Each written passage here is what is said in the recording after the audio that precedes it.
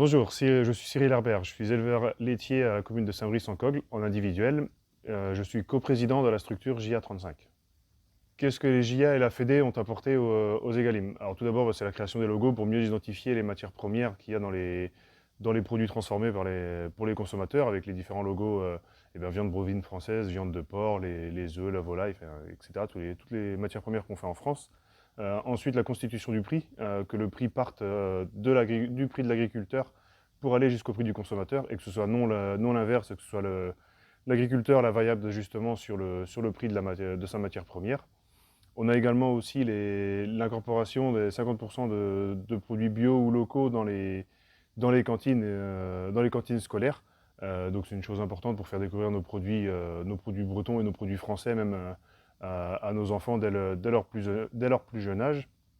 On a les constitutions aussi des OP, donc des organisations de producteurs, pour justement aller se défendre, que les agriculteurs soient unis pour aller se défendre face aux industriels.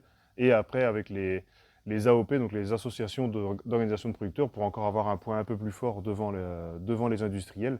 Ça, c'est des combats qu'on a menés avec les FED et les JA pour tout ça. Donc pour demain, les sujets à défendre, donc tout d'abord, c'est de continuer à faire pression au niveau du gouvernement pour qu'il y ait des contrôles dans les industries et les cantines aussi, les prestataires qu'il y a dans les cantines, pour que cette incorporation de produits français et même d'étiquetage, enfin de l'origine, soit bien clair et bien identifié pour tout le monde, parce que nous on n'a pas le droit à l'erreur, mais par contre, eux, les industriels, ils ont le droit de se tromper et ils sont pas pénalisés. Donc ça va être un des gros combats à suivre, que les contrôleurs aillent bien faire des contrôles dans les industriels et de renforcer le pouvoir des OP. On peut le voir avec certains industriels qui contournent en fait les OP pour la constitution du prix. Donc c'est l'industriel qui fixe son prix et non pas l'OP qui va proposer un prix en partant des producteurs. Ça, c'est des grands enjeux qu'on suivra dans les années à venir pour les Egalim.